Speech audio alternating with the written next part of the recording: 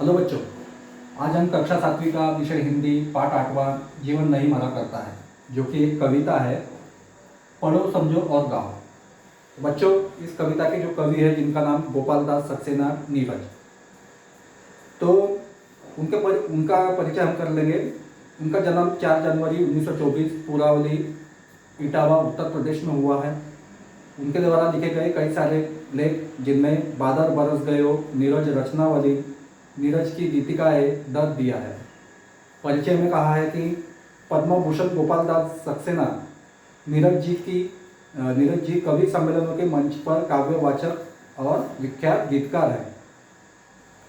यह जो कविता है, प्रस्तुत कविता में कवि ने विविध उदाहरणों के माध्यम से जीवन की समस्याएं और उनकी शाश्वतता की ओर संकेत किया है।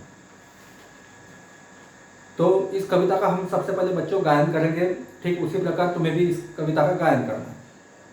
छिप छिप अश्रु बहाने वालों, मोती व्यर्थ लुटाने वालों, कुछ सपनों के मर जाने से जीवन नहीं मरा करता है। माला बिखर गई तो क्या है, खुद ही हल हो गई समस्या। आंसू गर नीलाम हुए तो समझो पूरी हुई तपस्या। रूठे दिवस मनाने वालों, फटी कमीज सिलाने वालों, कुछ दीपों के बुझ जाने से आंगन नहीं मरा करता है। खोता कुछ भी नहीं यहाँ पर, केवल जिल्द बदलती पोथी। जैसे रात उतार चांदनी, पहने सुबह धूप की धोती। वस्त्र बदल कर आने वालों, चाल बदल कर जाने वालों, चंद खिलौने के खोने से बचपन नहीं मरा करता है। कितनी बार गगरिया फूटी, शिकन पर आई पनघट पर। कितनी बार किश्तियाँ डूबी, चहल पहल वो ही है तट पर। तम की उम्र बढ़ाने वालों, लव की आयु घटाने वालों, लाख करे पतझड़ कोशिश पर उपवन नहीं मरा करता है। लूट लिया माली ने उपवन, लूटी न लेकिन गंध फूल की। तूफानों तक ने छोड़ा पर खिड़की बंद न हुई धूल की। नफरत गले लगाने वालों, सब पर धूल उड़ाने वालों, कुछ मुकड़ों की नाराजी से दर्पण नहीं मरा करता है। तो बच्चों, ठीक इसी प्रकार इस कविता का तुम्हें भी गायन करना है। साथ में आया हम इस कविता का तात्पर्य भी पता कर लेते हैं। तो बच्चों, यह जो कविता है, इस कविता में हमें जीवन में एक बार असफल हो जाने का यह अर्थ कभी नहीं होता कि जीवन समाप्त हो गए। मान लो हमारा जीवन जो है वह किसी एक जैसे ही हालात का सामना नहीं करता। जीवन में उतार चढ़ाव आते ही रहते हैं। जीवन कोई थोड़ा सा समय गुजार दिया अच्छे पल में तो जीवन समाप्त हो जाता है, ऐसे नहीं है। जीवन एक लंबी यात्रा है, जिसे सफल बनाने के लिए कड़ी मेहनत, विश्वास और लगन से हमारा जीवन सफल बनाया जा सकता है।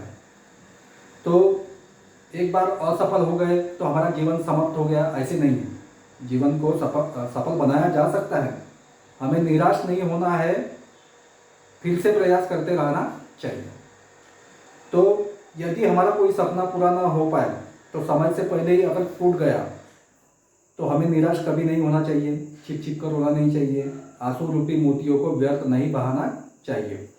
कुछ सपने यदि पूरे नहीं हो सके तो जीवन समाप्त बिल्कुल नहीं होता।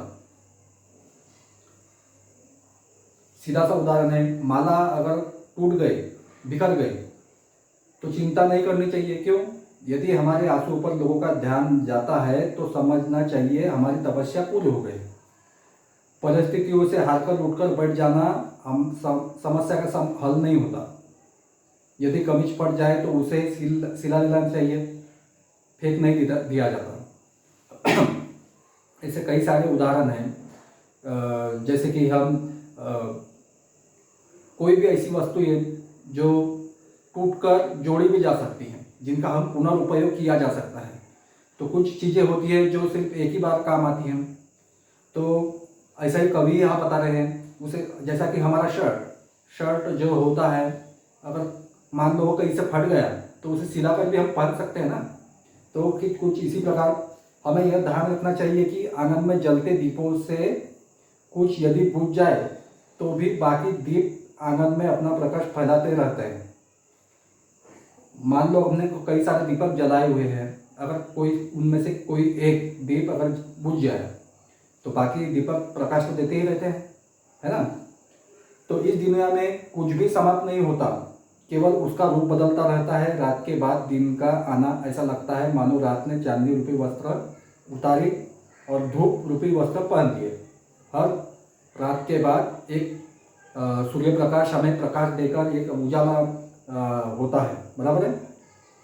तो एक आशा की किरण जब मतलब उजाला फैलाती है, तो हमें क्या समझना है, हमें समझ जाना चाहिए कि बचपन में खेलते समय कुछ खिलौने टूट जाते हैं, कुछ खो जाते हैं, परंतु बच्चों के आनंद पर कोई असर नहीं होता। उनका आनंद तो हमेशा बना ही रहता है। पनघट पर पानी भरने वालों को हमेशा आना जाना लगा रहता है। जाने कितनी गगरियाँ वहाँ आए टूटती रहती है, परंतु पनघट उनका कभी शौक नहीं मनाता। वह हर किसी को, वहाँ आने वालों को पानी देता रहता है। वहाँ की चहल पहल पर कोई फर्क नहीं पड़ता। निराशावादी दृष्टिकोण रखने से मन मस्तिष्क में अंधेरा बढ़ता है और आशा रूपी प्रकाश की लौ की आयु कम हो जाती है। पतझड़ आता है, उपवन के पुष्प पत्तिका सब झड़ जाते हैं, परंतु वसंत के आते ही सभी वृक्ष नए कोमल पत्तों से लद जाते हैं। तुम्हें पता होगा वसंत के ऋतु में पतझड़ होती है। पतझड़ होने पर सारे पेड़ों के पत्ते जो है वह गिरकर टूट जाते हैं, यानी कि झाड़ जैसा कि वो पूरा पतझड़ समान हो गया है। लेकिन बाद में उसमें जो नई पत्तियां निकल आती हैं, तो वह जैसा ही तरोताज़ा हमें दिखाई देता है। पतझड़ की लाख कोशिशों के बाद भी उपवन जो है वह हरा भरा हो जाता है, बराबर है। माली प्रतिदिन उपवन के सभी फूलों को तोड़ लेता है, लेकिन वह फैली सुगंध नहीं लूट सकता। माली क्या करता है, माली बाग बगीचों का ख्याल रखता है, फूलों को तोड़ता है, बराबर है। फूलों के पौधों को पानी देता है। वह तो फूलों को तो तोड़ लेता है, लेकिन वहाँ फैलने वाली जो महक है वहाँ वो कोई छीन नहीं सकता। तूफान आते जाते रहते हैं, परंतु सुगंध के स्रोत का वे कुछ नहीं बिगाड़ सकते। कुछ लोग सदा नफरत का भाव मन में लिए रहते हैं। ऐसे लोगों का काम होता है हर समय दूसरों की निंदा करना। कुछ लोग होते हैं समाज में ऐसे भी जो नफरत का भाव हमारे मन में पैदा करते हैं या फिर नफरत पालते हैं। तो वह हमेशा कुछ ना कुछ निंदा करते हैं किसी कोई। लेकिन ये लोग भूल जाते हैं कि दर्पण का काम होता है केवल सच्चाई दिखाना। तो बच्चों, इस कविता का तात्पर्य हमें यही सिखाता है कि जीवन में असफल हो जाने पर कभी हार नहीं मान लेनी चाहिए। तो हमें समस्या का समाधान खोजना चाहिए, उसमें से मार्ग निकालना चाहिए। यही सीख इस पाठ से हमें दी गई है। तो इस कविता का वाचन भी करना है, इस कविता में आए नए शब्दों का अर्थ पता करना है बच्चों। और इस प्रकार स्वाध्याय जो है वह प्रश्न उत्तर के माध्यम से हल भी करना है। धन्यवाद।